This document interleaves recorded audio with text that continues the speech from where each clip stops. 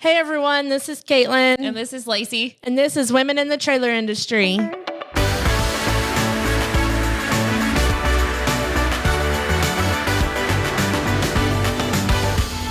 Today we're going to talk about leadership skills, things that we look for when we're hiring for new leaders, and what we think is what people should possess trying to be in a leadership position or any position when you're trying to get a new job or that was weird. Yeah.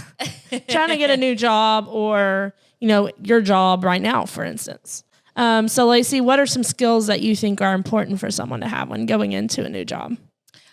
Well, I think I'll just start with by saying, I personally think, and this is just loosely my opinion, that there's three different kinds of people. And as far as when you're going to hire for a position or whenever you're applying for a position. So there's the kind of people that are go-getters. They always want to climb. Whenever you're talking to them, they may be coming into a job, but they are going to be looking for the next step up. What is that next step? And then there's people that really own their position and the comfortability of that, and they dominate it. And they're not really looking to get anywhere else. They just want to be good at what they're doing, which all good things, right? We need all people. But and then there's also the people that are going to come in for the job that they think that they're good at, and their probably skill set is intact and good and ready for them to grow, but they may be fearful. I think a lot of people are fearful of that next step, and really the unknown is what they're fearful of. Not that they don't have the skill set to do it, but just the unknown of what it's going to require. So I think just some things that just going into a job, you're going to have different kinds of people. Things that are good as far as leadership goes is, number one, confidence. Even if you don't truly feel confident in what you're doing, exuding that confidence and really putting that kind of like that vibe on yourself, to be confident. And I'm sorry, I got kind of on a tangent, so I'm losing my train of thought. But what are some things that you feel like are... Well, one of the most important for me is self-confidence, but in a way of whether you're confident or not. If you're coming into a new place, just don't put that opinion on everybody. Right. And I say that because we just had that recent experience, but as a new person, and especially as someone in a leadership position, you don't need to give the perspective that you're not confident in what you can do, for one, or that there's some reason I wouldn't think that you were here for a long term and things like that. So I think it's just a time when you should really kind of watch what you're saying, so you're not giving that bad first impression to people, because then those people are like, well, did I hire the right person? Right. Or what's going on? Am I constantly going to have to tend to this person's personal development as far as confidence and all these things go? So that's a big one for me. I hired you for your skill set and that that what you're doing. I don't want to second guess you, so you don't need to second guess you, because then what are we left with after that? Then your other point to your number one of your characteristics of people is, the person who's driven to get stuff done. Yeah. And I see that a lot with people we hire here. They're wanting those leadership positions. They're wanting to go, go, go, go, go. But then we do have the people in those second positions where they just want to do their job. They want to feed their family. They want to go home, and nothing's wrong with that. We appreciate those people too, because they're consistent. Yes. They're not always chasing the next best thing, because sometimes when you don't have that next best thing to offer people, they get stuck, and that's not, they don't enjoy that. And they feel stagnant too. Yeah. So then they may decide to do something else. So I do think you need all kinds of people.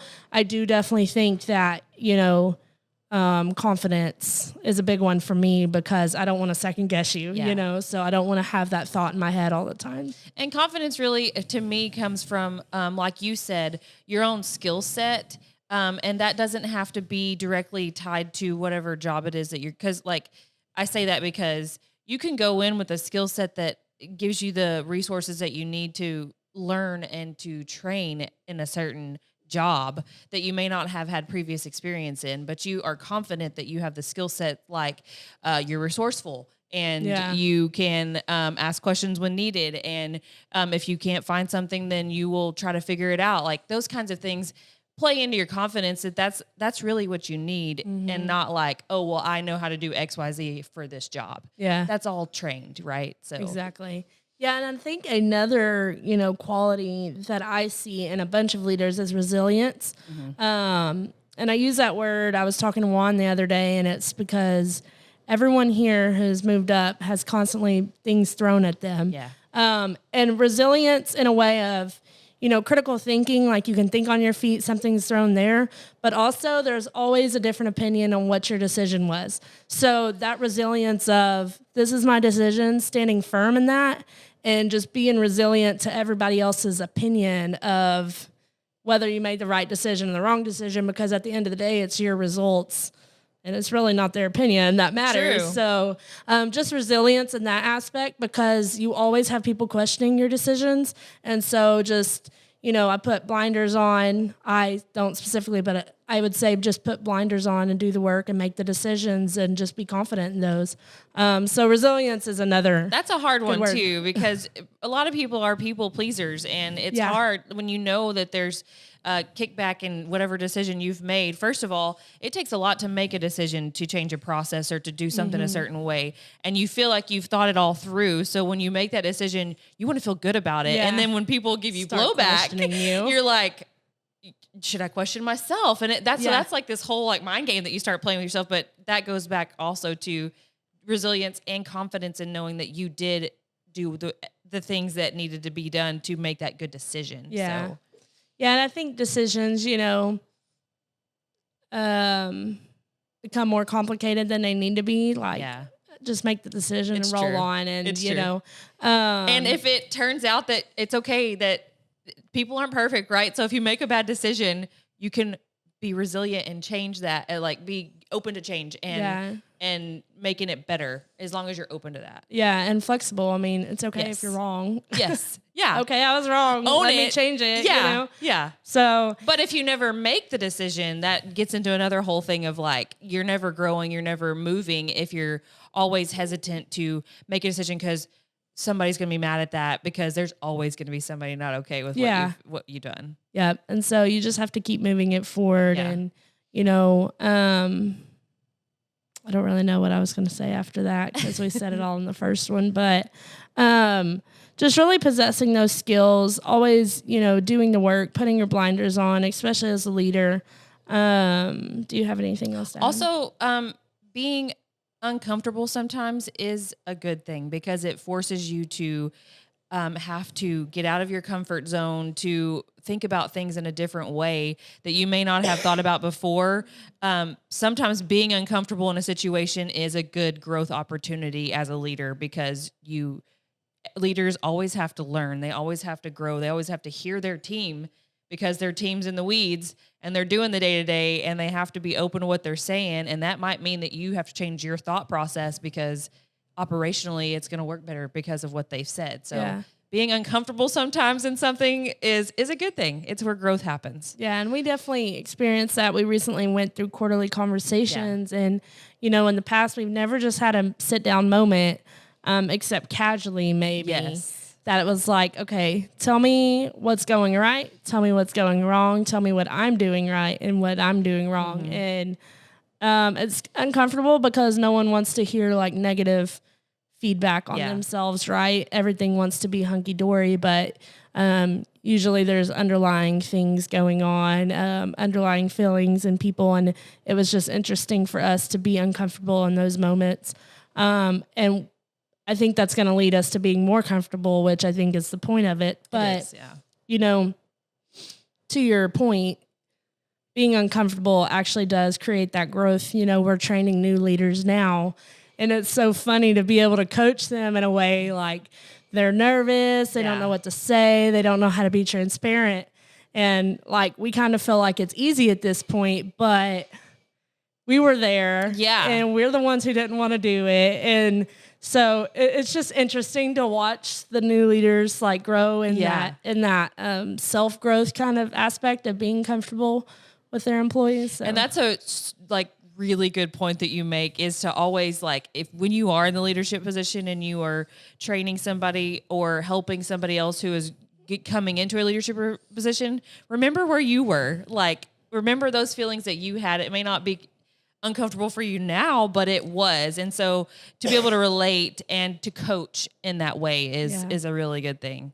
One thing I've recently come to the conclusion with myself is, hear your people if they're continually asking you the same thing, or they don't know, and we kind of had a conversation, or they don't know how to answer their question.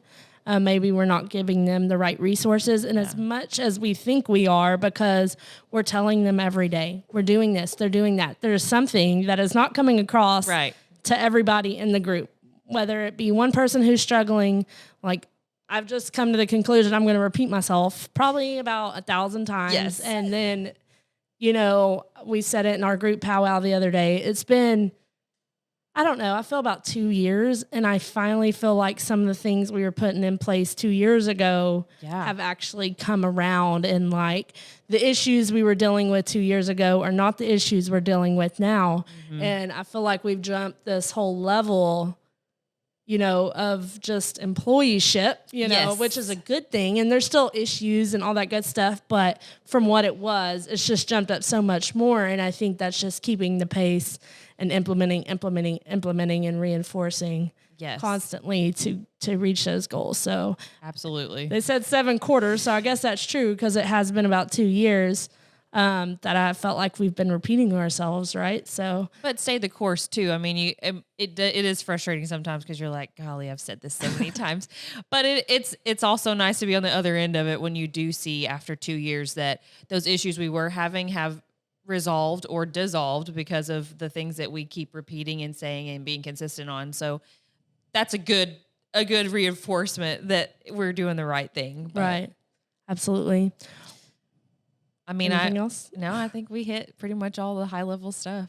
All right. Well, thank you for joining us, and we'll see you next time. I think it will be after the winter break. Yes. And Lacey will have a little one on the way. Yeah. So if you'll like and subscribe anywhere that you hear us, you'll stay updated when we come back on. And we look forward to seeing you then. Yeah, don't forget to follow Full Send with Juan Hernandez. And we did do like a farewell podcast with all 3 of us together, which is pretty fun to do. I like when we get together and do those things. So follow us with there too. Well, thank you guys for watching. All right. Thank you, everyone. Bye. Bye.